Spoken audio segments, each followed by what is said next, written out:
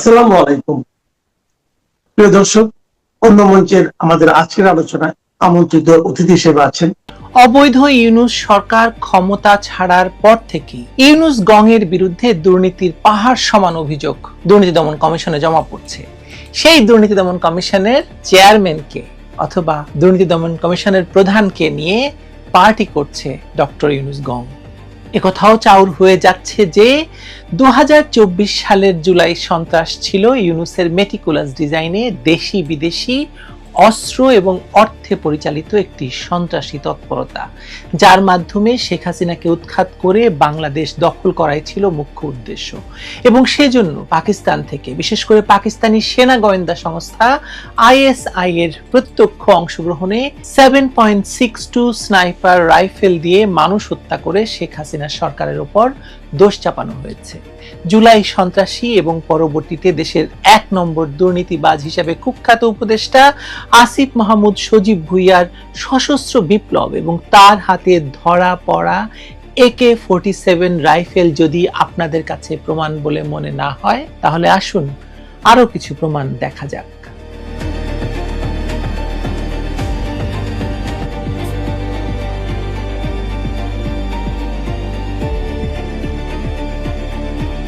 জাতিসংঘের সেই রিপোর্টের কথা মনে আছে? জাতিসংঘের মানবাধিকার কমিশন রাতারাতি 1400 মৃত্যু বিষয়ক রিপোর্ট হাতে ধরিয়ে দিয়েছিল ইউনূসকে, এবং সেই রিপোর্ট দিয়ে শেখ হাসিনার ফাঁসি পর্যন্ত দিয়েছে ইউনূস। জাতিসংঘের মানবাধিকার বিষয়ক হাই কমিশন বা OHCHR এর প্রতিবেদনে 61 নম্বর অনুচ্ছেদে বলা হয়েছে যে ঢাকা মেডিকেল কলেজের ফরেনসিক মেডিসিন বিভাগের তথ্য অনুসারে 130টি পোস্টমর্টেমে দেখা গেছে যে 78% মৃত্যু হয়েছে এমন আগ্নেয়াস্ত্র থেকে যা সাধারণত রাষ্ট্রীয় নিরাপত্তা বাহিনী ব্যবহার করে এবং যা সাধারণ মানুষের কাছে সহজে পাওয়া যায় না। বাস্তবে শুধু রাষ্ট্রীয় নিরাপত্তা বাহিনীর কাছেই এমন অস্ত্র ছিল না, সাধারণ নাগরিকদের কাছেও এই অস্ত্র ছিল। বাংলাদেশে মিয়ানমার থেকে প্রচুর অস্ত্র অবৈধভাবে আসে এবং আন্দোলনকারীরা তা ব্যবহার করেছে বলে তখন পত্রিকায় প্রকাশিত হয়েছে। 5ই আগস্টের পরপরই ঢাকার ধানমন্ডিতে রাস্তায় যানবাহন তল্লাশির সময় আন্দোলনকারী শিক্ষার্থীরা একটি গাড়িতে স্নাইপার রাইফেল পায়। পরে এর কোনো চিহ্ন বা আলোচনা আর দেখা যায়নি, কারণ শিক্ষার্থীরা জানতে পেরেছে যে স্নাইপার রাইফেলের মালিক তাদেরই একজন। এছাড়া শুভ আফ্রিদি নামে একজন সাবেক সেনা কর্মকর্তা তাদের মজুদ অস্ত্র এবং ট্রেনিং প্রাপ্তির বিষয়ে গর্ব করে যে বক্তব্য দিয়েছিল তা ইউটিউবে দেখা যায়। এমনকি নড়াইল জেলায় সেনাবাহিনীর অভিযানে বৈষম্য বিরোধী ছাত্র আন্দোলনের এক সমন্বয়কের বাড়ি থেকে স্নাইপার রাইফেল উদ্ধার করা হয়। মনে আছে আপনাদের সে কথা? বোরখা পরা এক ব্যক্তির স্নাইপার রাইফেল বহনের ভিডিও ইউটিউবে আছে, দেখে নেবেন। ইউনূস সরকারের উপদেষ্টা ব্রিগেডিয়ার জেনারেল সাখাওয়াত হোসেন এক সময় বলেছিলেন তিনি আহত আনসারদের দেখতে গিয়ে অবাক হয়েছেন, কারণ তাদের অনেকে 7.62 বোরের গুলিতে আহত এবং আক্রমণকারীরা সিভিল পোশাকে ছিল। যদিও তিনি আন্দোলনের পরপরই এমন কথা বলায় তাকে স্বরাষ্ট্র মন্ত্রণালয় থেকে সরিয়ে দেওয়া হয়। বোঝাই যায় কেন তাকে সত্য বলার শাস্তি পেতে হয়েছে। তৎকালীন ছাত্র আন্দোলনের নেতা এবং ইউনূস সরকারের পরবর্তীতে উপদেষ্টা আসিফ মাহমুদ সজীব ভুইয়া টেলিভিশন সাক্ষাৎকারে বলেছিলেন যে জুলাই আগস্ট আন্দোলনে ব্যর্থ হলে তারা সশস্ত্র লড়াইয়ের আহ্বান জানাতো। তাহলে বোঝা যায় যে আন্দোলনকারীদের কাছে প্রচুর মারণাস্ত্র মজুদ ছিল এবং তারা তা আন্দোলনে ব্যবহার করেছে বা করার জন্য প্রস্তুত ছিল। তাদের গুলিতে প্রচুর আওয়ামী লীগ কর্মী এবং আন্দোলনকারীরা মারা গেছে, এতে কোনো সন্দেহ নেই।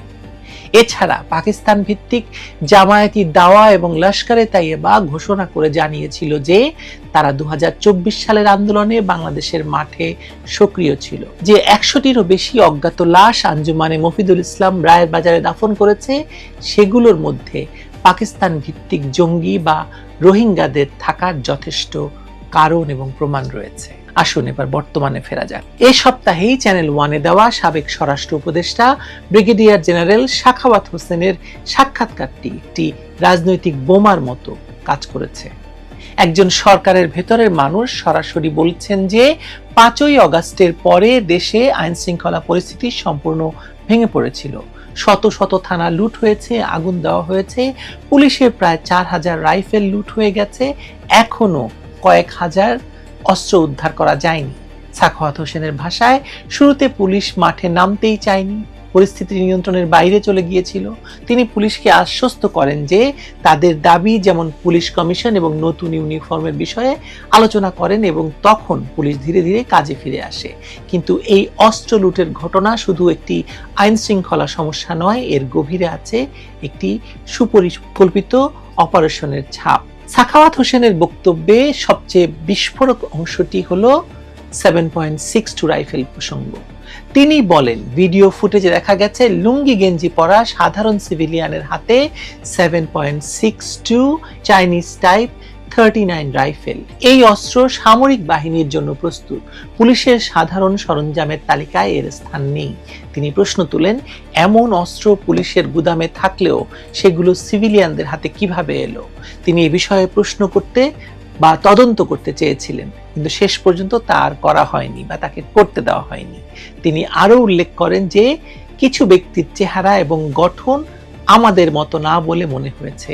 তিনি স্পষ্টভাবে বহিরাগত শব্দটি ব্যবহার করেছেন। শুরুতে আমি যে কথাটি বলেছি মিলছে সে কথা। স্নাইপার প্রসঙ্গ টেনে তিনি ইঙ্গিত দেন, হেলিকপ্টারে থাকা ট্রেন স্নাইপারদের চেহারা বাংলাদেশি চেহারার সাথে মেলে না। যদিও তিনি তদন্ত ছাড়া নিশ্চিত কিছু বলতে অস্বীকার করেন, কিন্তু তার বক্তব্য থেকে স্পষ্ট যে জুলাই আগস্টের ঘটনাবলিতে বিদেশি স্নাইপার এবং বিশেষ অস্ত্রের ব্যবহার নিয়ে তার মনে গভীর সন্দেহ রয়েছে। তিনি নাকি পদত্যাগও করতে চেয়েছিলেন, কিন্তু তাকে জোর করে রেখে দেওয়া হয়েছে। একথা তার মুখের কথা, কিন্তু সত্য মিথ্যা তো সেই বলতে পারবেন, কারণ উপদেষ্টা হয়ে তিনি যে পরিমাণ লুটপাট করেছেন সে হিসেব আরেক দিনে বলবো। এর আগেও একটি ভিডিও বিষয়ে কথা বলেছি আমি। এই সন্দেহের পথ ধরে আমরা সেই অভিযোগের দিকে ফিরে যাই যেখানে বলা হয়েছে পাকিস্তানের গোয়েন্দা সংস্থা আইএসআই এই অপারেশনে সরাসরি জড়িত ছিল, এবং তারাই এই লস্করে তৈয়বা এবং অন্য চেহারার পাকিস্তানিদেরকে এনে এই হত্যাকাণ্ডের ঘটিয়েছে এবং তাদের হাতে 7.62 রাইফেল দিয়ে মানুষ হত্যা করেছে। জুলাই সন্ত্রাসের সময় শেখ হাসিনা সরকারের বিরুদ্ধে দোষ চাপানোর জন্য যে স্নাইপার হত্যাকাণ্ড চালানো হয় তার অস্ত্র ছিল 7.62 ক্যালিবারের। এই ক্যালিবারের রাইফেল পাকিস্তান সেনাবাহিনীতে ব্যাপকভাবে ব্যবহৃত হয় এবং আইএসআই এর পরিচালনায় বিভিন্ন প্রো এজেন্সির মাধ্যমে লস্করে তৈয়বা এবং আরো জঙ্গি সংগঠন এ ধরনের অস্ত্র বাংলাদেশে প্রবেশ করানো আসলে কঠিন নয়। অনেকে তো অভিযোগ করেন যে ভারতের সীমান্ত দিয়ে মমতা ব্যানার্জির খুবই জ্ঞাতসারে এই ঘটনা ঘটে এবং সেই সময় বিএসএফ এর দুজন পূর্বাঞ্চলীয় প্রধানকে এই অপরাধে বরখাস্ত করা হয়। আসিফ মাহমুদ সজীব ভুইয়ার হাতে ধরা পড়া AK-47 রাইফেলও একই ধারার অস্ত্র, যা আন্তর্জাতিক অস্ত্র বাজারে সহজলভ্য। কিন্তু প্রশ্ন হলো, শুধু অস্ত্র সরবরাহই নয়, অপারেশন পরিচালনার জন্য প্রয়োজনীয় ট্রেনিং, লজিস্টিক সাপোর্ট, রাজনৈতিক কভার সবই দেওয়া হয়েছিল। ইউনূস সরকারের আমলে আইএসআই এর বাংলাদেশে প্রভাব প্রতিপত্তি অস্বাভাবিকভাবে বেড়ে যায় এবং পাকিস্তান, চীন, তুরস্ক অক্ষের সাথে সম্পর্ক জোরদার হওয়ায় এই অভিযোগ আরো জোরালো হয়। এই প্রেক্ষাপটে 7.62 ক্যালিবারের উপস্থিতি আলাদা মনোযোগ আকর্ষণ করে। ব্রিগেডিয়ার সাখাওয়াতের মতে, লুঙ্গি গেঞ্জি পরা সিভিল পোশাকধারীদের হাতে 7.62 চাইনিজ রাইফেল, যা সাধারণত সামরিক গ্রেডে দেখা যায়, পুলিশের হাতে থাকলেও সিভিলিয়ানদের হাতে যাওয়ার কথা নয়। তিনি তদন্ত শুরু করতে চেয়েও পারেননি। এই স্বীকারোক্তি যেমন ইউনূস সরকারের সম্পৃক্ততা বোঝায়, তেমনি প্রমাণ নির্ভর সিদ্ধান্তের পথ রুদ্ধ করে দেওয়া হয় ইউনূস সরকারের কোনো কাজ না করায়, এ বিষয়ে কোনো রকমের তদন্ত না করায়। প্রশ্নটি তাহলে এখানেই, 7.62 রাইফেল শুধু ক্যালিবার নয়, এটা কি কোনো নকশার সিগনেচার? অস্ত্র বাজারের বাস্তবতা বলছে 7.62 ক্যালিবারের রাইফেল বা Chinese type series AK pattern দক্ষিণ এশিয়ার কালোবাজারে বহুল প্রচলিত। সীমান্তবর্তী চোরাচালানের নেটওয়ার্ক, সংঘাত অঞ্চলের ফেলে রাখা স্টক কিংবা রাষ্ট্রীয় এবং আধা সামরিক ভান্ডার থেকে লুট হওয়া সবকটাই সম্ভাব্য প্রবাহ পথ। ফলে এই ক্যালিবারের নিজে বিদেশি রাষ্ট্রীয় সম্পৃক্ততার চূড়ান্ত প্রমাণ নয়, তবে সহিংসতার প্রকৃতি এবং সমন্বয়ের মাত্রা ইঙ্গিত দেয় যে এটি ছিটে ফোটা নয়, বরং পরিকল্পিত অস্ত্রায়ন ছিল। স্নাইপার এবং হেলিকপ্টার প্রসঙ্গে সাখাওয়াতের পর্যবেক্ষণ রাজনৈতিক বয়ানকে উত্তপ্ত করলেও তিনি সতর্ক থেকেছেন, তদন্ত ছাড়া সিদ্ধান্তে যাওয়া যাবে না বলেছেন। এ কথা ইউনূসও বলতে পারতো, তদন্ত শুরু করতে পারতো, কিন্তু করেনি। এখন যখন এই তদন্ত শুরুর কথা বলছে তারেক রহমানের স্বরাষ্ট্রমন্ত্রী সালাউদ্দিন এবং আজকে মির্জা ফখরুলও বলেছেন, তখন জামায়াত, এনসিপি, আসিফ সকলে একযোগে হারে রেড়ে করে উঠছেন। দিলশানা পারুল নামের এক সময়ের বিপ্লবী নোংরা ভাষার নোংরা মহিলা, সেই মহিলা আবার যখন নির্বাচনে দাঁড়িয়েছিল তখন ঘোমটা দিয়েছিল, এখন ঘোমটা ফেলে আবার এই তদন্তের বিরোধিতা করছে। এটা তাৎপর্যপূর্ণ খুবই। কেন? কার্যত প্রমাণযোগ্যতা নির্ভর করবে কিছু কোর ডেটার উপর, যেগুলো করতে দেওয়া হয়নি। ডেটাগুলো কি কি হতে পারে? হেলিকপ্টার ফ্লাইট লগ, অস্ত্রের উৎস নথি, উদ্ধার হওয়া গুলির রাইফলিং মার্কসের সঙ্গে সম্ভাব্য অস্ত্রের ম্যাচ, অপারেশনের সময় স্থান ভেক্টরের সঙ্গে সিসিটিভি, ড্রোন ফুটেজের জিওস্পেশাল মিল। এগুলো ছাড়া বহিরাগত বা নির্দিষ্ট গোয়েন্দা সংস্থার সম্পৃক্ততা নিয়ে মানুষ কথা বলছে, সেটাকে পেশাদারি মানদণ্ডে নিয়ে আসতে হবে, এবং সেটা করা হয়নি। এসব প্রেক্ষাপট বিচার করলে জুলাই সন্ত্রাসকে যারা গণ অভ্যুত্থান বলে তারা আসলে ভুলের স্বর্গে বসবাস করছে। সাখাওয়াত হোসেনি বলেছেন এটি একটি লিডারলেস অভ্যুত্থান ছিল, যেখানে চারদিক থেকে বিভিন্ন উপাদান কাজ করছিল। কিছু মানুষ সংবিধান ছুঁড়ে ফেলতে চাইছিল, জনগণ বাইরে কথা শুনে উত্তেজিত হচ্ছিল, কিন্তু এই লিডারলেস অভ্যুত্থানের পেছনে ছিল মেটিকুলাস ডিজাইন। যারা মাঠে অস্ত্র সরবরাহ করেছে, যোগাযোগ বিচ্ছিন্নতা তৈরি করেছে এবং আন্তর্জাতিক মিডিয়া কভারেজ নিশ্চিত করেছে। 7.62 রাইফেল সেই নেতৃত্বের হাতিয়ার ছিল, যা দূর থেকে নির্ভুলভাবে টার্গেট করে হত্যা করতে সক্ষম হয়েছে। সে কারণেই 7.62 রাইফেলের রহস্য শুধু একটি অস্ত্রের গল্প নয়, এটি একটি রাষ্ট্রীয় কাঠামোতে বিদেশি হস্তক্ষেপ, আভ্যন্তরীণ বিশ্বাসঘাতকতা এবং রাজনৈতিক প্রকল্প বাস্তবায়নের হাতিয়ারের প্রমাণ। সাখাওয়াত হোসেনের সাক্ষাৎকার এই সন্দেহকে আরো জোরালো করে যে জুলাই আগস্টের ঘটনাবলী একটি সুপরিকল্পিত অপারেশন ছিল, যেখানে দেশি বিদেশি শক্তির সমন্বয়ে শেখ হাসিনার সরকারকে উৎখাত করা হয়েছে। 7.62 রাইফেল সেই অপারেশনের ট্রেডমার্ক, যা মানুষ হত্যা করেনি, বাংলাদেশের সার্বভৌমত্বকে হত্যা করেছে। এখনো কয়েক হাজার অস্ত্র উদ্ধার না হওয়া এই দেশের জন্য একটি চলমান হুমকি, এবং এর পেছনে যারা রয়েছেন তাদের চিহ্নিত করা সময়ের দাবি। শেষ করি আবারও সেই ফেসবুক স্ট্যাটাস দিয়ে। আপনাদের মনে আছে আসিফ মাহমুদ সজীব ভুঁইয়ার যেই ফেসবুক স্ট্যাটাসটি উপদেষ্টা হওয়ার পরই প্রকাশিত হয়েছিল। কি বলেছিল সে বলেছিল যে আমাদের সশস্ত্র অভ্যুত্থানের প্রস্তুতিও ছিল, এমনকি 5 তারিখে যদি আমরা সফল না হতাম তাহলে আমরা অস্ত্র তুলে নেওয়ার ঘোষণা দিতাম। নাহিদ ভাই ভিডিও বার্তা রেডি রেখেছিল, এমনকি আমি কি ঘোষণা দিব সেটাও রেডি ছিল। কোত্থেকে সে অস্ত্র পেয়েছিল? কিভাবে তারা সশস্ত্র অভ্যুত্থান করত? এই 7.62 রাইফেল দিয়ে, নাকি পরবর্তীতে তার কাছে পাওয়া AK-47 দিয়ে? তদন্ত হওয়া উচিত কিনা আপনিই বলুন এবার তাহলে। আসিফকে রিমান্ডে নিলেই বেরিয়ে আসবে 7.62 রাইফেল সহ সশস্ত্র অভ্যুত্থান সহ 11,000 কোটি টাকার রহস্য। ধরুন আসিফকে, বসে আছেন কেন তারেক রহমান? 28 ফেব্রুয়ারি তেহরানের আকাশ তখন ভোরের প্রথম আলোর জন্য প্রস্তুতি নিচ্ছিল। এমন সময় কয়েক দশকের ছায়াযুদ্ধ এবং ভূ রাজনৈতিক উত্তেজনার অবসান ঘটিয়ে মধ্যপ্রাচ্য এক নজিরবিহীন সরাসরি যুদ্ধের সাক্ষী হয়। মার্কিন যুক্তরাষ্ট্র এবং ইসরায়েল যৌথভাবে ইরানের উপর শুরু করে এক বিশাল সামরিক অভিযান, যার কোড নেম দেওয়া হয় operation epic Fury.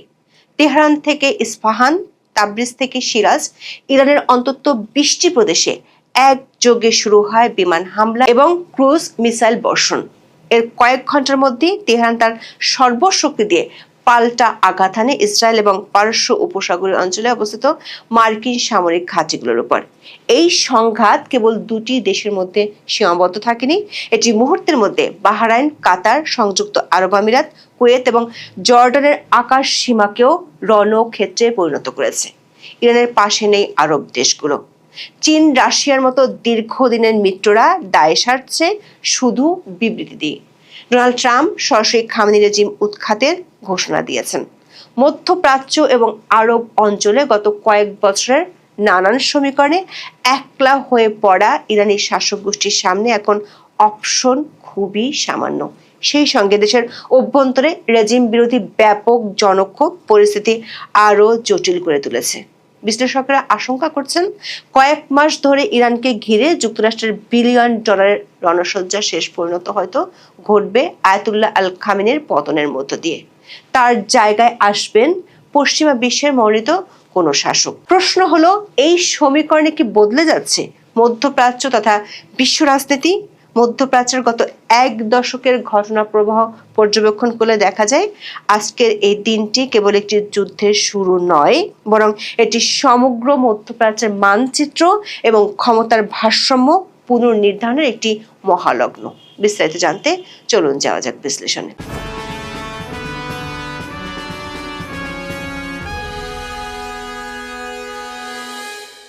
Operation epic Fury কোনো আকস্মিক ঘটনা নয়, এর পেছনে রয়েছে কয়েক বছরের পুঞ্জীভূত উত্তেজনা, বিশেষ করে 2025 সালের জুন মাসের 12 দিনের যুদ্ধ এবং পরবর্তী অভ্যন্তরীণ অস্থিতিশীলতা।